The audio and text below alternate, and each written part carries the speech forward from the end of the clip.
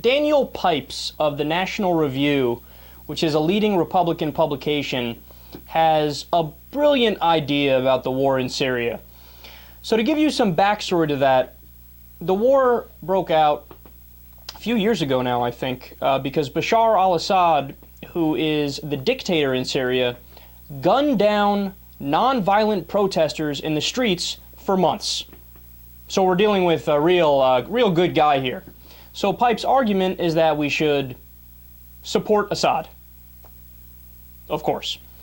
Quote, I am changing my policy recommendation from neutrality to something that causes me, as a humanitarian, of course, and decades-long foe of the Assad dynasty, to pause before writing. You should have paused longer. Western governments should support the malign dictatorship of Bashar Assad. Here's my logic for this reluctant suggestion. Evil forces pose less danger to us when they make war on each other. This, number one, keeps them focused locally, and number two, prevents either one from emerging victorious, and thereby posing a yet greater danger. Western powers should guide enemies to stalemate by helping whichever side is losing as to prolong the conflict. So you heard him correctly. He indefinitely wants war in Syria.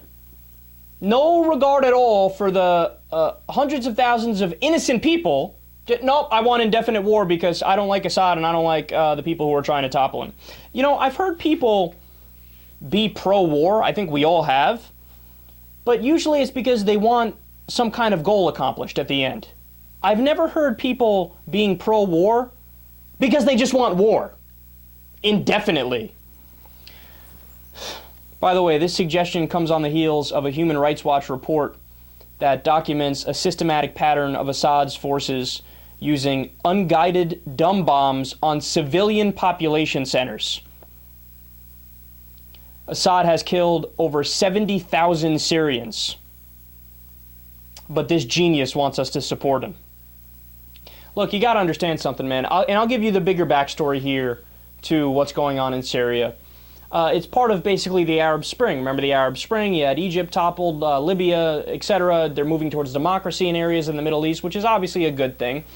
But it's a mixed bag because sometimes you'll have certain governments that are super religious, for example, because that's what they democratically choose in that area of the world. Now, while I might not agree with, an Islamic government, for example, they have a right to self-determination and to democracy, right? Well, the fighting in Syria is, again, part of that.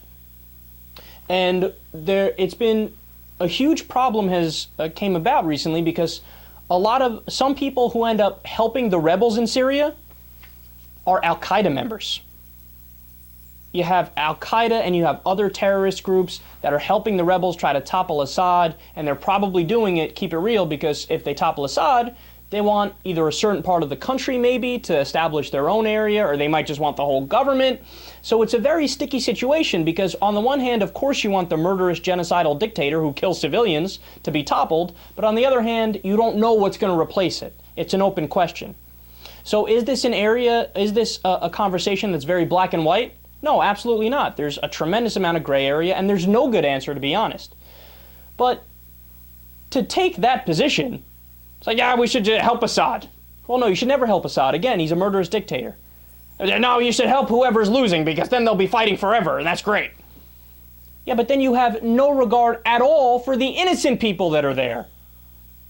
No, the best thing to do is mind our fucking business. I know, a foreign concept that is incredibly radical, but just mind our fucking business. Don't go in there at all. Have nothing to do with it. How about that?